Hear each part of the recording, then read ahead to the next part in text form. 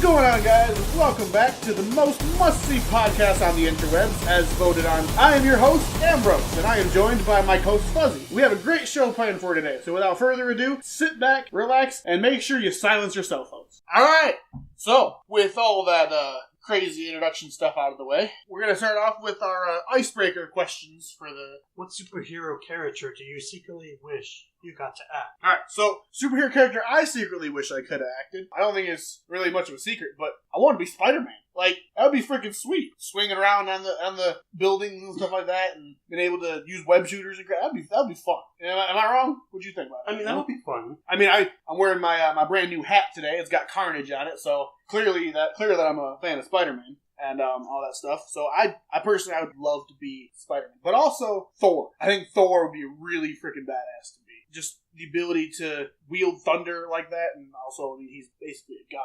That's pretty freaking cool. But yeah, what about you? What superhero do you wish you could have acted? Well, you know, it's really tough because I really like Batman, but I also like Beast Boy. I mean, sure, it would be fun to be Bruce Wayne, have all the money, and also, I mean, granted, it would suck to have your parents stricken away from you from such a young age. I'm about to say, I mean, you want your parents to be dead? Hold up now. But I mean, you're filthy, stinking rich. I mean, it would be fun to have all that technology and money, and plus, I'd rather wipe my nose with sanitized $100 bills than just peasant tissues. Peasant tissues. You filthy peasants and your Kleenex. Yes. Although it would be pretty fun to be Beast Boy as well, because you would really have a good strategy when it came to combat. I mean, you could change from a T-Rex to a gorilla to anything within a second. You would pretty much be unstoppable. I mean, yeah, being Batman would be freaking cool. Just because, not for the, just because of the technology and stuff like that, but also just, he's brilliant. At the peak physical condition, he's something good. And let's face it, he ain't too bad with the ladies. I could use some more luck with the ladies. So. He is the James Bond of Marvel. He is the James Bond of DC. Okay, we're off on a better start there. I wasn't sure for a second where you were going with that. I don't pay much attention to superhero movies, so DC, Marvel.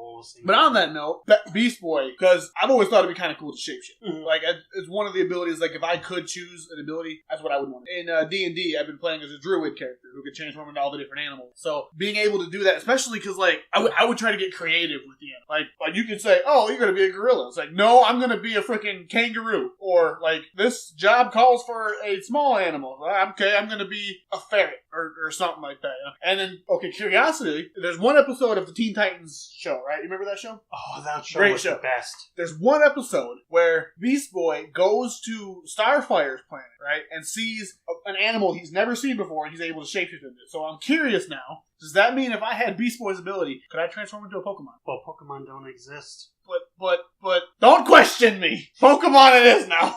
Alright, well, joking aside, and obviously it's a superhero time of the year because we got, Captain Marvel just came out, and Avengers Endgame is coming out soon, and Spider-Man is coming out soon after that, so it's a good superhero time of the year, so we're going to be looking forward to more superhero stuff in the future. Despite the fact that I'm not really big into superhero movies. Yeah, Mr. James Bond of Marvel over here. Anyways, getting off of the superhero for a little while, don't worry, we'll be back on it in a couple weeks probably. Probably next week when we talk about Captain Marvel, maybe.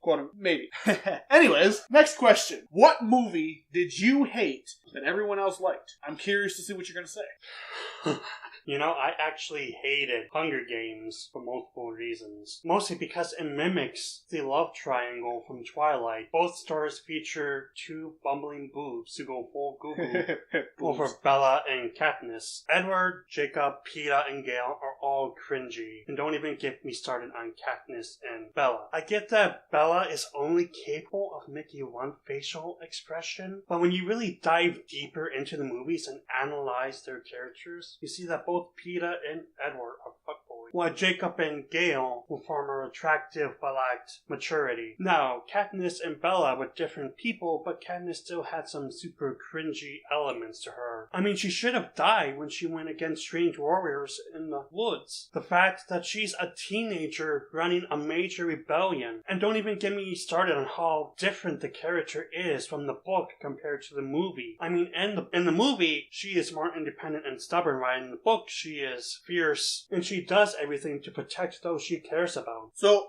I get what you're saying. Personally, I liked the first Hunger Games movie, but I understand your criticisms. First thing is I want to say, Hunger Games is better than Twilight, because at least in Hunger Games she was picking over a baker and a hunter, but in Twilight, she couldn't figure out if she was into necrophilia or being a furry. I mean, hold up now. And nobody sparkles in Hunger Games. So, I mean, you did get that so you got that one by default. You get that 1 point, but that's all. Anyways, but, so the criticism you have about it being very different from the book, obviously it's a big criticism a lot of people have when books get turned into movies. Personally, I don't read very much because I'm dyslexic, so reading is harder for me than it is for the average person. So I tend to just avoid reading if I can help it. So I never read the original Hunger Games book. I have heard that there's certain things in the movie that can get misunderstood because the book apparently does a better job of explaining what's going on in Katniss's head. And let me say, I didn't like Katniss as a character. She was kind of a bitch. She is, and that's why she's supposed to play Bella. I get that's probably the point, but I don't know. She's just really too much of a bitch for me. Like you got all this stuff going on, and she's clearly not trying to be. She's not really trying to do much other than just be annoying and all that stuff. And it's like I didn't like her character. I enjoyed the Hunger Games movie mostly just because I liked the concept. It was kind of a cool idea. But no, I can definitely see your criticism. As far as this question goes, though, I actually have two big movies that a lot of people will say are like the best movies ever. Oh no. And I couldn't stand either. First one, Inception. Big Christopher Nolan movie. Have you've seen Inception? Yes. Okay. It's been years though. Yeah. So Inception, when it came out, everybody was talking about Inception. They're like, oh, Inception's such a great movie. It really makes you think all this stuff. I watched it once and I was bored to tears. I fell asleep halfway through, and I was like, I fell asleep halfway through, woke up what felt like 2 hours later, and the movie was still going on. And I'm like, is this movie over yet? I thought it was boring. I thought it was stupidly hard to follow. And I just didn't get the appeal. Like, I'm like, I don't understand what the big deal is with this. I get that it's supposed to be hard to follow in a way. Because you're supposed to try to figure out, oh, is he dreaming or is it real life? All that kind of stuff. But to me, I was like, I don't care. I'm not invested enough in this story to try to figure it out. Really, I'm not. And the other one that I think it was at one time the highest grossing movie of all time. I don't know if it still is. Avatar. And not The Last Airbender, because as much as I hated that movie, no one liked that movie. So let's not even do that. But no, the Avatar, the one with the blue people. James Cameron, and I understand the visual appeal of it. Like it's one of the most beautiful movies. It's a very visually appealing movie, but the story, I was like, what? Like, for one thing, it's way too political. I don't like you've seen Avatar, right? Yeah. So it's way too political. It's all about saving the environment and stuff like that. And I mean, I can get behind that, but I don't want to sit through a 3-hour movie and be told about trying to save the tree. Like, I want more than that. And I thought it was too political. And honestly, same with Inception. I thought it was boring. I remember sitting and watching Avatar with a friend of mine and his girlfriend, and the whole time I'm like, when is this movie going to be over? And I remember my other friend walked in the door, and I'm like, thank God, bring me somewhere. Don't do something with me, because I'm tired of this freaking movie. I thought it was boring. I thought Avatar was arguably the most boring movie ever. And that might be an unpopular opinion. You can sue me if you want. I don't care. I thought it was boring. Still better than The Last Airbender, of course. But I digress. I don't know. I like the Get out. I don't know. We'll have to go on a tangent about that movie some other time. Oh, we will. I mean, what movie? That movie doesn't exist. What are you talking about? Yeah, there's no Last Airbender movie. I digress. Those are the two movies I just can't stand. Are you gonna tell me off now? Are you gonna counteract me? Gonna come at me? No, I don't at me in the comments now. I'm not afraid of you. No, I don't remember much of the movie, but I remember that it was kind of. I'm not sure if I like it. I mean, it was really beautiful. I mean, there's a lot of beautiful images out there on the internet people have turned into memes, but I just don't remember much about it. I mean, I remember that people went into like space pods and went into some I've actually heard too that apparently I talked to a few people about it the other day because I actually had this conversation at work the other day. There's a buddy of mine at work who's big into movies, so me and him discuss movies a lot. And I had this very same conversation with him, and he told me that he didn't think Avatar aged well. That like when it first came out, it was this big spectacle, so everyone loved it, everybody was talking about it. But once you start watching it more and more, it kind of loses its big mystery to it. That it's really not a very good movie, not a very strong story wise. Like you could clearly see that they were focusing more on visuals than actual storytelling. Anyway, that's my opinion. Whether you think I'm wrong or not, I don't care. Whatever. So we're gonna transition then into discussion about a movie that personally I really loved. So it's good segue out of that, I guess. We're gonna talk about the newest Disney movie to come out at this point. I don't think any of them come out. Ralph Breaks the Internet. So yes, the newest Disney movie prior to The Lion King, Aladdin, and Frozen 2, all that stuff. Depending on when you're watching this, but when we're recording it, it's the newest Disney movie. So Ralph Breaks the Internet. Your thoughts? I actually just got done watching it earlier today before Ambrose came over. I actually kind of didn't like it as much as Ambrose did. There's kind of a few things that we're going to dive down into later on when we review it. But, I mean, it's really stunning, and it does have really good animation and art and all that. But I'm kind of on it. Yeah, it was kind of divisive amongst people. A lot of people said that it wasn't great. Now, admittedly, I'll tell you, I loved the first Wreck-It Ralph. Yes, Wreck-It Ralph, one of my favorite Disney movies of all time. I love it. And as I mentioned 2 weeks ago when we were talking about Frozen 2 and I'm a big fan of Disney. I'm sure PasMorning got sick and tired of hearing me say that. But I'm sure people down in the comments are sick and tired of you hearing about it. Anyways, so yeah, I loved the original Wreck-It Ralph, and honestly, I still like this movie. I can see why some people didn't like it as much. Admittedly, the whole internet thing, it's not going to age well. Come 5 years from now, when I'm going to give it 2 years, because the internet's constantly evolving. So come 2, 3, 4, 5 years from now, a lot of the stuff that's in the movie isn't going to be relevant anymore, and a lot of it I'm not even entirely sure is still relevant. Like, maybe it's just because I'm 25 years old, and a lot of the stuff they were talking about are clearly the millennials, the teenagers and stuff like that. But I didn't recognize a lot of the stuff that they were talking about in the movie. Like, I didn't know what the heck the BuzzTube or Buzz. I think BuzzTube was supposed to be an implementation of YouTube. Yeah, I don't think it was a real thing, but I don't know. It was weird because a lot of the things were like, okay, I understand, but what?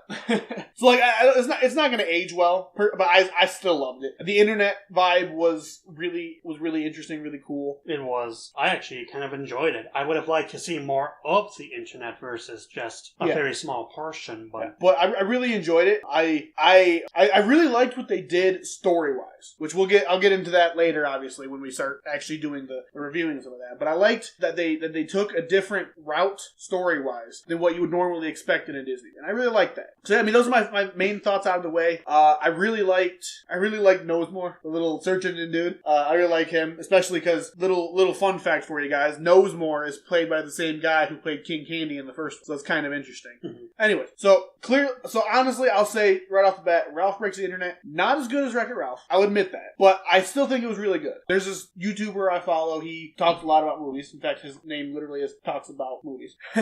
But after Ralph Breaks the Internet came out, he ranked a lot of the newer Disney movies, and he put Ralph Breaks the Internet really, really low. And I understand why. I understand the criticism, but I mean, in my personal opinion, Disney really can't do wrong, though. Like, I've never seen a Disney movie I didn't like. So, I don't know. I'm biased. I like Disney, so. I mean, all of us like Disney. I mean, I like Disney, but at the same time, no studio, no movie is perfect. I mean... The Lion King. Shut up. Don't fight me! Alright, The Lion King is excellent, but it's really hard to... You better take that butt back! Alright. Anyways, so with our initial thoughts out of the way, we're going to go to the scoring. So, first thing on the list, casting. What do you think about the casting? I think they did a really good job with the casting. I mean, that's actually one of my highest points of this movie, because I thought the actors were really believable. They did a really good job. I really liked all the characters that played. I thought the casting was really good. Obviously, most of the casting was a lot of the same characters from the original movie. So, we had a few new characters. A few new characters. I thought a lot of the new characters got portrayed really well by the actors. Like I said, I like Knowsmore as Alan, but Alan Tudyk. Everybody like Alan Tudyk. The guy who played the Slug, the Slug from the Dark Web, right, was Alfred Molina, who played Doc Ock in Spider-Man 2. And so that's kind of an interesting choice. I was like, that's an interesting casting choice. I like that. And then, of course, Shank, the chick from Slaughter Race, was played by Gal Gadot, Wonder Woman, which was a really interesting casting choice. I'm like, that's cool, you know? And I mean, I like Wonder Woman. I love Gal Gadot. She's a great actress. So seeing all these like all-star and that's what I love about Disney too, is that they always do a really good job of casting. They do. That's one of the things that they do spot on like, every time. They always get, despite what you might want to say about Will Smith being Genie, we talked about that already, no more about that. But they do a really good job with getting people that really bring the characters to life. And so I think they did a really good job with this one as well. So what do you rate it? Casting, I'd say is 8 out of 10. There were some characters but there were some things that, the casting felt a little off in some places where like some of the characters kind of felt like weak compared to other ones. What about you? What do you rate it? I'm going to rate it a 7. 7? Alright. What about plot? Oh boy. Oh boy. Oh boy. Mickey Mouse is in the house! Okay, we're done. Oh. Now the plot, I feel that it really suffered. It was by one of the worst things about this movie. I mean, it did have a lot of powerful and insightful themes, but the thing is, one of the selling points that I'm rating it so low is because it kind of revolved around eBay. And I'm pretty much convinced the screenwriters never spent a moment on eBay or even took the time to Google how eBay actually worked. Moving away from it, I kind of felt that the relationship between Ralph and Penelope was kind of weird. I almost kind of got the sensation that I would have to pull out my phone and call the FBI and have them intervene. Because there's no reason for an adult to have such an obsession over a child. So, I mean, I kind of got a really weird sensation with the plot. I mean, some of the side plots were kind of... Yeah, I understand where you're coming from with that. And I'll admit the plot did suffer in some ways. I admit that. I agree. The relationship between Ralph and Vanellope was weird. It was. I mean, part of it is it takes place 6 years after the original movie. Mm-hmm. So in that time, they spent a lot of time being friends and becoming best friends. And so you can it's easy to see that that's why they were so close. But you're right, it did feel like really weird. And the plot of the first movie was about Ralph being insecure about being a villain. And I'm going to preface this right now, I'm not trying to spoil anything, so I'm going to try to be very careful with how I say this. That this one still dealt with his insecurity, but it almost seems to me like it showed a lack of character growth on Ralph's part. Because the first movie, he overcame the insecurity of being a villain to say, as long as Vanellope cares about me, that's all that matters. And then it's like he took a step too far this time and said, well, now his insecurity is blown out of proportion because she wants to do her own thing. Mm-hmm. And so it's like, it showed a lack of character growth in that department, on the plot-wise in that sense. And then some of the subplots I thought were bizarre. I realize I'm sounding critical, but I love the movie. I really do. And even though the relationship between Vanellope and Ralph is kind of weird, I still love it. I still love the character relationship there, which we'll get into in a minute, obviously, because character is the next one. But one thing that felt really weird in the plot department was the whole thing with Fix-It Felix and Calhoun adopting the kids from Sugar Rush. And I realized it was all comedic effect. I get that. But it was really weird. Like, what? Mm-hmm. And yet she's the one that proposed it. It's like, right. What? But it's weird, though, because, like, it shows them trying to deal with being parents to, 15 kids for the first time ever. And honestly, if they had done more with it probably would have had a better payoff, I think. But, you see Felix and Calhoun struggling at first, and then suddenly by the end of the movie, they're like, hey, we're best parents ever. 10 out of 10. And the secret to parenting is... And then cars drive by.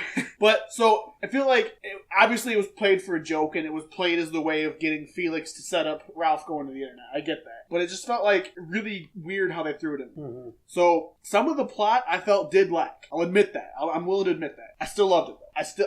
I'm not, as negative as I can be about it, I still love I liked it too as well. Despite how negative I'm being, it's just that I have... Yeah, well, being negative is okay, as long as you're being constructive. And one thing I did really like, though, and as far as the plot goes, Ralph trying so hard to fix his mistake. Because at the beginning, you can clearly see the mistake of Sugar Rush being broken was his fault. And he realizes that. If he hadn't created the extra course, Vanellope wouldn't have gone off and blah, blah, blah, stuff. So he gets that it's his fault. So you can clearly see he's trying to make it up to her, because if he doesn't, then her game gets destroyed, blah, blah, blah, whatever, and he loses his friend. Which isn't actually true, but anyway. So yeah, I really like that aspect of it, where he's trying hard, almost trying too hard, though, on that same front. And one thing that I really thought was just really dumb was a major plot hole in this movie. The first movie, it's made a big deal out of it when Ralph leaves his game for any extended period of time. And in this movie, it seems like he was gone. He and Vanellope were gone for a long time, mm-hmm. but no negative repercussions seem to have happened in his game. Like, Fix-It Felix is still just fine. Obviously it doesn't say in the movie specifically how long it was, but we do know when he placed the bid at eBay and said he had 24 hours to come up with the money or he was going to lose it. And he finally did it with like 10 minutes left to spare. So he was clearly gone for a full day. So somebody would have gone to the arcade, unless it was on a day the arcade was closed. It was on a Sunday or something. I don't know. Time. But it couldn't have been because it was on a Wednesday. So there's the thing. But anyways, so something should have happened unless someone decided they didn't want to play that game anymore. In which case, why you have it in the arcade anyway. But so it seems like the main issue with the first plot of the first movie, like the main conflict, suddenly doesn't exist anymore, and it no longer is a problem that Ralph was gone for an entire day from his game. It's just a major plot hole now. So honestly, as much as I love the movie, as much as I love the plot, I gotta rate it like a 6 out of 10. There were, especially thinking about it now, like just trying to be real with it, I can see a lot of problems. I still love it, and I'm willing to overlook those problems, but the problems are still there. So I'm giving it a 6 out of 10. I'm not as forgiving as Ambrose. I'm going to give it 4. That's fair. That's fair, though. I can get behind it. Characters. This is something that I want to talk about, because I love the characters in this movie. I love just how all the characters interact with each other. I loved the characters from Slaughter Race, how in the game they're portrayed as being bad guys and brutal bad guy characters, but then they're like coolest characters. I love the one character, the old dude from Slaughter Race, where he's after the two characters come in and they get killed, whatever. The guy's like, I saw this TED Talk once. I don't remember the point, but I honor your journeys. And I love that because it's like, what? You just killed 2 characters and now suddenly you're all happy. And I love that. I love the out there sort of characters to it. And I thought they did a really good job with characters in general, like in this one. Like, for one thing, I love Ralph. Ralph as a character, I love him. I love Vanellope, even though she's kind of annoying.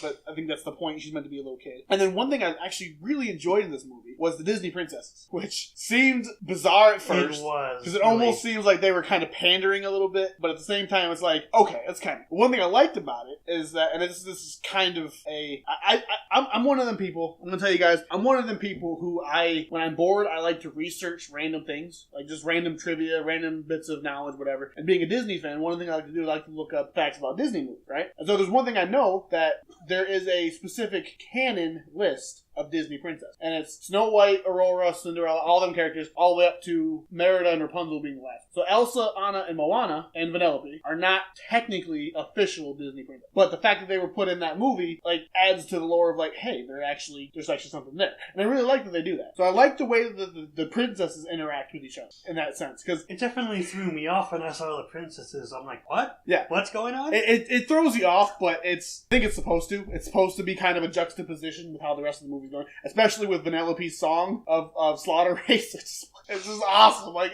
what? So I really love the interaction between all the characters. And the relationship between Ralph and Vanellope aside, their genuine connection, I think, is really, really strong. The fact that even after Ralph screws up and admits he screwed up, Vanellope's all like, oh, I don't want to be friends with you right now, blah, blah, blah, whatever. But like a couple minutes later, Vanellope's like, kind of like, regretting as she said that. And she's like, I didn't mean that. Like, I still want to be your friend. And it's just like, I really like that the genuine connection there of like, and you saw in the first movie too. Mm-hmm. Their connection is stronger than just them being, friends. They're actually like genuine companionship there, like actual friendship. But I really like. So I really love the characters. The characters is probably one of the strongest parts of this movie. I love the characters. I just kind of wish that they introduced even more characters, because really you only had the Search guy and you really had the Slaughter people. Well, you had the Search guy, the Slaughter Race characters, the Slug dude, which is a minor character obviously, and Spamley. It just would have been nice because it kind of hinted that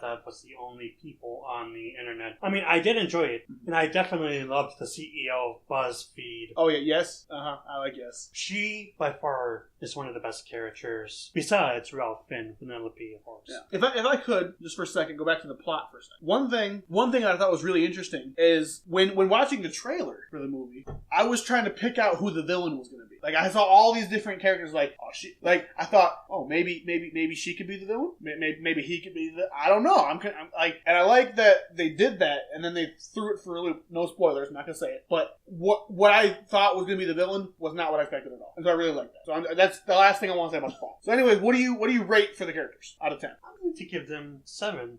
Honestly, I'd say 10. Because arguably the strongest part of this movie, I'd say. And I just love the character reaction and the character relations with each other. I love it. That's my personal favorite part of it. Alrighty.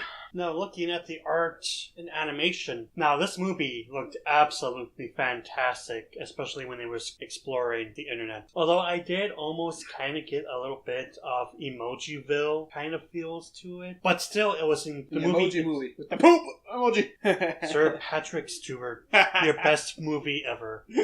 But I thought it was actually a really beautiful scene, especially when they were going down the fiber optic cables to go to the internet. I mean, it's absolutely stunning to look at. There's just so many different places of scenery, and everything just complements each other perfectly. Yeah, I thought the art and animation style, again, a really strong point, because I like what they did with the environment of the internet. Like they didn't make the internet feel too open, like you would think it would, but they also didn't make it feel too enclosed. So like you felt like they actually had genuine boundaries of what they were doing. And it almost feels like a video game in there, which is good because the first one was based on video games. So the art aspect of that, I love that. And I love sort of the little quirky animations they did with Ralph being as big as he is, especially because all the rest of the little avatars are like 2 feet tall little guys, you know? And Ralph is this huge hulking 7-foot dude. So the part where he gets put in a capsule to go into the internet and he's like squished and all that kind of stuff. And then the part where they get in his family's car and his car like drops and there's like all that kind of stuff. Mm-hmm. I like the little tidbits of stuff.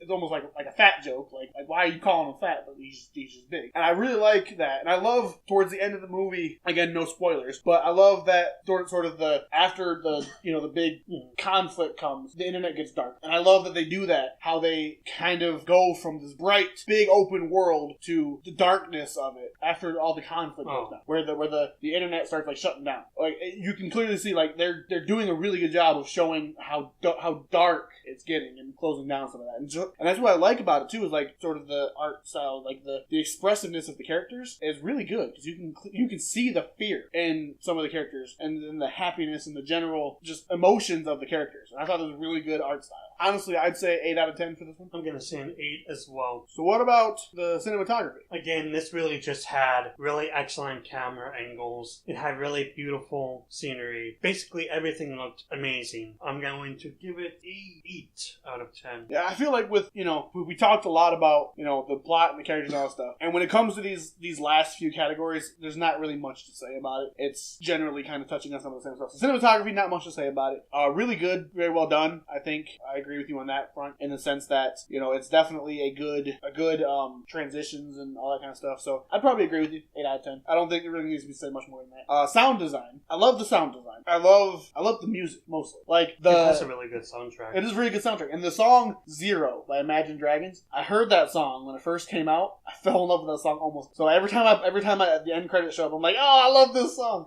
And so the sound design in general, really good. I love the soundtrack. I love how they I love the sounds of like the internet, like the little beeps and bloops and all that stuff like all throughout the internet. So they do a really good job of incorporating that stuff. And but it also doesn't feel overwhelming. Like you would think something about the internet would be like, oh, there's sound everywhere. I don't know what's going on. That's almost what I was expecting. Yeah, and they didn't do that. And I really like that. So I'd give the sound design 8.5 out of 10. Like, it did a really good job. And mostly the music. I love the music. I'm going to give it a 7. 7? Alright, so rewatchability. I've already seen the movie like 4 times. I saw it twice in the theaters and twice after I bought it on DVD. So honestly, same with a lot of Disney movies. I could rewatch these movies over and over again. Probably not like, twice in a week or something like that necessarily. But I could easily find myself like, Home Alone when I'm sick or something like that. Just popping this in and saying, alright, I can see a good movie, and good feel-good movie. And I think I could definitely recommend rewatching this one over. I know I'm probably going to get a lot of disagreement on this, but I'm going to give it a 3 for me personally. Because when I was watching it earlier, I'm kind of thinking, is this still going on? I mean, there were times that I even glanced away for a few minutes to look at something else or type up some emails because I just really couldn't get into it. I mean, granted, it's probably something that I probably will watch again, and I'm sure that other people are going to watch it and enjoy it and rewatch it just like Ambrose. Yeah. But with me, I just don't feel like it has really good rewatchability. That's fair. As far as recommending it, I recommend it, especially to, people with young kids. It's a great little movie, especially if you got the kids who are all about the internet, which most people are nowadays. You got your YouTube and your Fortnite and all that stuff. They're going to love it. You can plant your kids in front of it, and they'll probably just ooh and ah at all all the internet little pieces. I remember, even my third time watching it, there were still little in jokes that I didn't catch the first time. I'm like, oh, that's kind of clever, you know? So I definitely recommend it. I recommend it for anybody who's got a family, or if you're just a huge Disney nerd like I am, you gotta watch it. At least one. I definitely recommend it as well. I mean, even though I'm probably not going to be watching, but I probably will, just to try to catch those little things. And if you liked the first one, you should watch this one, because it definitely is good despite its flaws. Yeah, I definitely don't think it's as good as the first one, obviously. But yeah. it's a good movie by itself. Yeah. How high would you recommend it? 8. I'm going to give it a 6. Yeah. Now, our final scores are going to appear on the top left of the screen. 10 out of 10. Would watch again. That's probably not going to be... Probably not. So, that's pretty much what we got for Ralph Breaks the Internet. All in all, I'd say a good movie. You're right. It does kind of slack on the plot a little bit, and I can get behind you on that one. But all in all, it has its good moments, it has its bad moments, but then again, what movie does? No movie's perfect, just like you said, except The Lion King.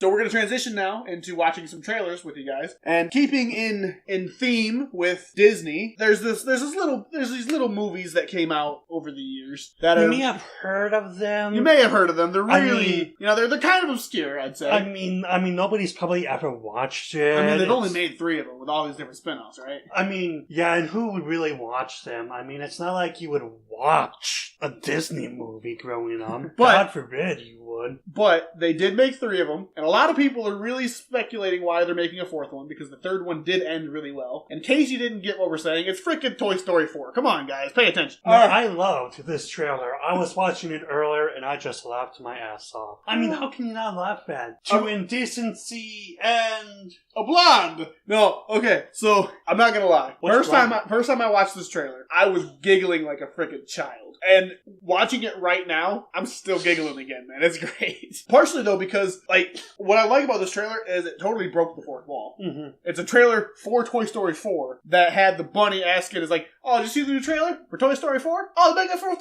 What? Hold up now. You're referencing the movie in the trailer for the movie. And what I love is that the bunny and the duck were played by Key and Peele. They're funny guys. They're really funny guys. One of my favorite skits is the substitute teacher skit. You done messed up, Ron. So I love that they're doing that. And so what I love about this trailer, right, is when I first heard they were making a Toy Story 4, I love Toy Story. When I was a kid, Toy Story was my movie, So when I first saw that they were making Toy Story 4, I had mixed emotions. One thing was I was like, another Toy Story. Cool. Yay! But then another thing was it almost feels like they're just doing a cash grab because Toy Story 3 was so good. Because Toy Story 3 did really well, but it also did really well at closing the series. You didn't need anything else. They did a really good job, with them in the incinerator and then coming out and going to live with Bonnie. It's that's a really good way to tie the series together. And everyone thought that was the end. So when I saw them make a Toy Story 4, I was like, there's no way this is going to be good. It's just a cash grab, It could very easily be a cash grab. It still could be. It could still be. But seeing what they're putting into the trailer, and the fact that this trailer was my 4th time watching that trailer, and I still giggle like a little child when I watch it. It's promising. It's coming to the point now where it's I'm ready. I want to watch it, and I think it's coming out summer, but I think it's June. I think, not entirely sure on that, or that might be Lion King. But I loved this trailer and all the other trailers too. The first one where it was them in the circle and then the little fork thing, and then they also released another trailer recently that had Bo Peep in it. And so I thought Bo Peep died. No, she got given away or sold or something like that. So, but just the fact that this trailer can still make me feel like a child watching Toy Story for the first time, even though I was dead set on Toy Story 3 being the last one. Mm-hmm. That, it opens up so many doors. I'm hopeful. I'm very hopeful for this movie. So am I. I can't wait to see what the hype is about. But let's see what you guys have to say. I'm going to say right now, though, I'm going to be the guy sitting there with all the 5-year-old kids with a beer in my hand, laughing at all the stupid jokes. Mm-hmm. Oh. a lot of references to Infinity and Your Mom, which is probably the funniest thing. So, that's just sad. Okay. So there's a lot of jokes in here about the To Infinity and Your Mom and the To Infinity and Mom. If you go up a little bit though, there is some talking about I don't want Toy Story 4. 3 ended perfectly. And there's going to be a lot of people like that. Exactly. And I think that's probably a good mindset to have, because Toy Story 3 did, and Toy Story 3 ended so well that if you wanted to pretend Toy Story 4 never happened, you probably could. You'd probably be just like, alright, it's a trilogy, fourth one didn't happen. So you probably could do that. I just hope that they don't butcher this trailer. I hope so. I hope they don't butcher this movie. Yeah, I really hope they do good. And I've said this before, tons and tons of times before. Disney hasn't disappointed me yet.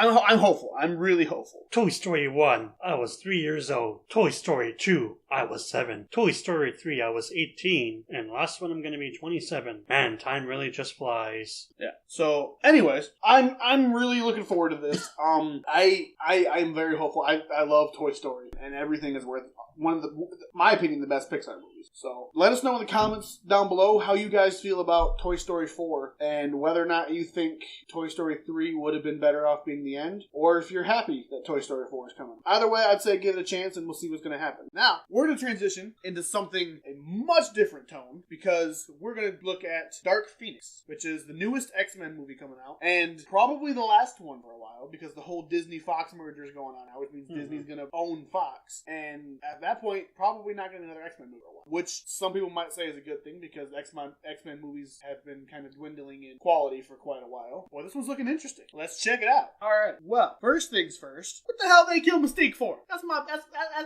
Oh, we can't kill Mystique? Okay, actually, I don't care really. So, this trailer is intense, especially for a X-Men movie. Yeah, I mean, the X-Men movies have always been kind of dark, but not super. I'll admit, I don't care that much for the X-Men. I really don't. I just admitting. I enjoy the newer ones. Days of Future Past was pretty good. I like that one. I actually enjoyed Apocalypse. Some people. And then I'm looking forward to this one. One thing I hope this movie does is I hope it does a good job portraying the Phoenix, which it looks like it is from the trailer. Like, they're doing a lot of stuff. But the last time the Phoenix Force was a thing was in X-Men 3, The Last Stand. Mm-hmm. It was bad. It was because like they showed her a little bit of like getting out of control, but they didn't really show the full potential of what she could do. And I'm not entirely familiar with Phoenix necessarily, but I know that she is one of, if not the strongest mutant in the X-Men continuity. And part of it is, they alluded to in this trailer, is that she's got this underlying like gene in her. Her name is Jean. She got a gene. I don't know. Why wearing jeans? Right. So she got like this gene in her body though that manifests itself as the Phoenix Force, which causes her to lose control of her powers. And she's got like super crazy telepathy powers, like Mr. X, like Professor X, but like super intense more. So it looks, from this trailer alone, it looks like they're doing a really good job of showing what they're going to do with that, which is good, because the last time Jean Grey showed up in Apocalypse, they didn't really do a whole lot with her. And in fact, a lot of people didn't really like the casting choice of Sophie Turner, because it seems like her American accent was kind of dwindling in some parts, where it's like clearly see you're trying to fake an accent. But I think due to the fact that this is going to be Fox's last X-Men movie, they're pulling out all the stops, which they did the same thing. They did the same thing with Logan, with it being Hugh Jackman's last Wolverine movie. They went full force and did R-rated. We're gonna just do everything, make it as intense as we can, and that seems like what they're gonna do here. Does it say what this is rated? It probably doesn't. I'm curious if they're gonna make it a R rating to really sell the intensity of the movie better. My question is though, where was Deadpool? Come on, you need Deadpool. Anyways, one of the questions that I have, now I don't follow superhero movies as I've said before, but if somebody down in the comments below can tell me the chronological order to watch this and where this one might fall in, because I'm actually really curious as to where this takes place. That's actually a good question though too, because the X-Men series has retconned itself a couple times. The original trilogy of X-Men movies take place, and then First Class, I don't really know what First Class was trying to do. It's a weird thing. But then Days of Future Past, Wolverine goes back in time. And it's weird because Days of Future Past recasts all the characters except keeps Wolverine as Hugh Jackman, which is weird. Like, what is the deal there? And then Days of Future Past retconned all the stuff that the first trilogy did wrong. And then from there, they're going on. So this, technically, where continuity, the word, that's a hard word to say. That's a good question. I'm curious, too. In the comments below, tell me, where the hell is this thing supposed to take place? But in all seriousness, though, this movie looks like it's going to be super intense, which is good because a lot of people were super disappointed with how the Phoenix was portrayed in X-Men. I know that I was. Yeah, I was too. And I'm really hoping that they do it justice. Because, like, in all honesty, Jean Grey and the Phoenix Force has the potential to be one of the most scariest, I'm making up the most scariest characters in Marvel. Especially now, we don't know, but there is talk about once Fox is bought out by Disney, there might, at some point, we know for sure, because it's X-Men, they're not going to be able to get away with not putting it. At some point, they might bring the X-Men to the MCU, right? Mm-hmm. Now, if this does a good enough job, that might lead something into the MCU. Maybe some of these people who are here can continue on what they're doing. I highly doubt that. I think there's some kind of logistics to it that are a little bit more weird than that. But you never know. It could work something like that. So I'm really hoping that this does well, so that it shows, especially because if this doesn't do well, maybe the MCU doesn't want to put X-Men, because nobody wanted to see Dark Phoenix, so we're not going to bother bringing X-Men over. You know, it's like it's a lot of stuff in the air that, like, if you want X-Men in the MCU, you better go watch this movie. So I think it looks really good. I don't really know what's going on with. Well, I heard that they went up to. I was looking into this earlier, and apparently if they go onto a mission up in space, they're already heroes. But then radiation gets into Jean, and it activates her. Yeah, it brings out her Phoenix. So yeah, it makes sense. So yeah, I'm really looking forward to this. Is there a release date for this yet? June 7, 2009. All right, so coming out June 7, Dark Phoenix. Let us know if you're planning on going to see this movie, and take us with you. Report. Yes, donate to us on Patreon. We don't have a Patreon. Now we do. Oh, we do now. All right, so with that out of the way, let's see what the comments down. Let's see what people have to say about it down in the comments. Jennifer Lawrence looks like she bought her costume at Target. I was kind of noticing that. Like, it seems like the Mystique costume is kind of crappy compared to the other one. X-Men: The Last Stand remastered. HD. Who will watch this movie just for Quicksilver? Okay, yeah. Oh, go. Captain Marvel. I'm a powerful woman. Dark Phoenix. Hold my beer. Hashtag Kevin Feige. I'm going to get access to your franchise soon. Kevin Feige is the president of the MCU. Oh. Anyways, so we went a drastic change of pace from Toy Story 4 to Dark Phoenix. This next trailer isn't going to be quite as much of a change of pace, but it's going to be a little bit darker. So anyway, this next movie isn't quite as a drastic change of pace as from Dark Phoenix, but it's definitely more intense and going to take a much darker feel. So this is the trailer for the new movie Us that's coming out March 22, actually. So it's really soon. And for those of you who've seen the movie Get Out, it was a really popular horror movie. I think 2017. I think it was. Jordan Peele, who was a comedy actor. He's also the guy who played the duck. The rabbit, probably, in Toy Story 4 trailer. He directed Get Out, and it was his first ever directorial thing, which is funny because he's a comedian mostly, and he directed a hit horror movie, and he won an Oscar for his first ever director's thing. So it was a really good movie. This is his next movie that's coming out, and it kind of has a similar vibe to it, I'd say. So yeah, that's what it kind of seems like. So let's check this out. You know what? Really weird way to end that trailer with like that. Yeah, all the chubby stuff. You know, I was really shocked when Ambrose sent me this trailer. I watched like 30 seconds of this trailer about maybe 2 months ago, and when the rap music started playing, I kind of thought maybe it was a inspirational movie or maybe like a comedy or something, and I kind of just let it go, and I didn't look too much into it. And I am glad that I watched the trailer, because this looks really, really good. Yeah. So, as I mentioned before in previous episodes, I'm not super into horror movies. And when you said it was a comedy, when I first saw this trailer in the theater, I think I watched it before whatever movie. And so, I didn't realize it was the new Jordan Peele movie. So, I saw it at first, and I thought, I got a comedy vibe too. But at the same time, I was like, even before the eeriness started, I was like, something's off with this. Like, this isn't just your typical comedy thing. And like when Susan started picking up and getting eerie, I was like, oh, this is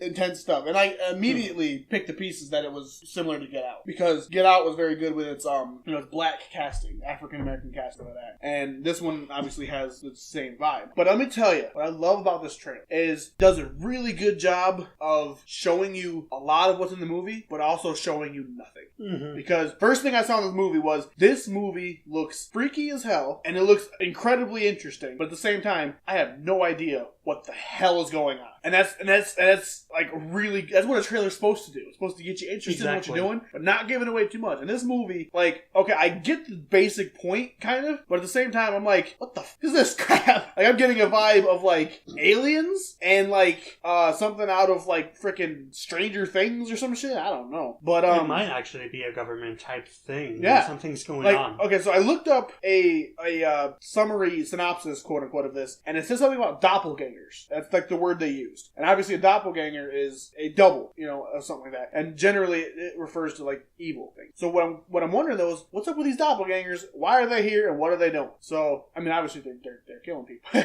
Not the point. We should have put a thing at the beginning of this for, like, a graphic imagery and stuff like that, because this could be kind of intense for some people. But no, this is a super intense movie. And like I said, I don't tend to get into horror movies as much, but this is the kind of trailer that makes me want to watch this. And especially, like, the music in this trailer, too. I was noticing, too. The music does a really good job of displaying the eeriness of this trailer. Like, it goes from the rap very music. Happy yeah, music the very down. happy rap music when the family's going on vacation. And then it slowly transitions. And you can tell, like, it slowly transitions into the somber, the eerie tone to it. And I'm like, that is super freaking intense. Mm-hmm. And then, like I said, Get Out was really good. Get Out was also not what I expected either. I expected Get Out to be sort of like a movie about racism, sort of. That's what I was thinking. I kind of thought Get Out was supposed to be like a political... And it kind of was, but definitely not as much as I thought it was. And so Jordan Peele is doing a very good job of making you think you know what this movie's about and then not know what this movie's about. So I'm super looking forward to this movie. This guy, he may be the next new director in horror. Yeah, he might. I mean, he's doing a really... He may become the next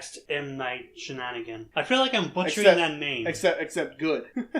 Well, I mean, okay. Not all M. Night Shyamalan's movies are bad, but most of them are bad. Who are we kidding here? He hasn't had a good movie since 2006. Because he's been dead the whole time. Plot twist! But no, in all seriousness though, this movie looks, especially like, just, for one thing, okay, this scene here that Fuzzy just happened to stop on when he's going through it. The scene of the family in the driveway. That's like, pretty eerie. Like, if you just see that, you don't know what the hell's happening. That's eerie as hell. That is. Like, just imagine you're sitting in your house at night, and you hear like a noise, and you look outside, and you just see a family of people just standing in the driveway staring at your house. I'm gonna scare the shit out of you. It's actually kind of disturbing me right now. I mean, yeah. I kind of have spines going down. I mean, it doesn't help that we're recording this at night, so yeah. You're kind of getting that eeriness feeling to it. But and it takes a lot to get me to feel really scared and eerie. And yeah, this scene alone is like, whoa. Yeah, I'm telling you, like, I don't get, like I said, I don't get scared by horror movies, but this one did a really good job of getting me on the edge of my seat. Like, I'm genuinely, like,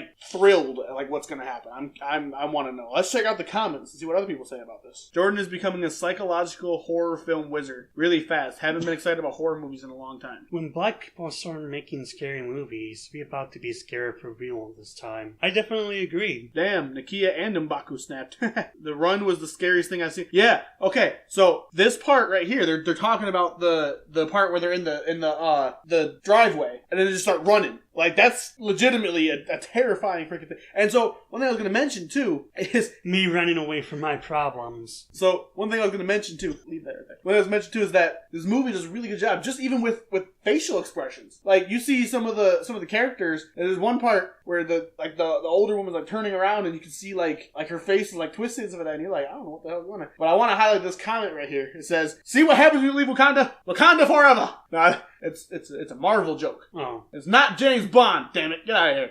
DC not knowing crap. Anyways, so... let us know if you're excited about this movie, because Ambrose and I will probably go grab some beers and go see it when it comes out. Yeah, this movie is looking freaking intense. It might be the first movie since I was a child to make me piss my pants. I'm wearing diapers. Watch, we're going to go... No, I don't want to romance this movie too much, because it could be really bad when it comes out. I mean, I doubt it, but I feel like they're almost showing too much, despite not showing enough, but... Yeah, I can see that a little bit, but at the same time, like, I think and they did a similar job with Get Out, like I said, where they showed off what people thought it was going to be, and it turns out to not be the same thing. So this could be a movie about doppelgangers, quote unquote. It turns out it's about leprechauns. # Jordan Peele leprechauns. Whoop, whoop, whoop. Anyways, so yeah, that was the trailers we were gonna show off to you guys. I'm hoping you're really looking forward to these movies. We had a very big variety of movies today. Toy Story to Dark Phoenix to Us. It doesn't really get much different than that. The only difference would be if we showed My Little Pony and not My Little Pony. I can't think of another movie that's opposite of My Little Pony. My Little Pony and Deadpool. There we go. Those are different. Wait a minute. No, not really. There's no My Little Pony and Deadpool. I'm getting sidetracked. Anyways, so with that being said, leave a like down below. Leave a comment. Let us know how you like this, and let us know how excited you are. Also, what other movies are coming up that you want us to talk about? Leave them down in the comment below. Let us know what's going on, and just let us know what's going on. Love to talk to you. I'm Fuzzy. I'm Ambrose. We'll see you next time.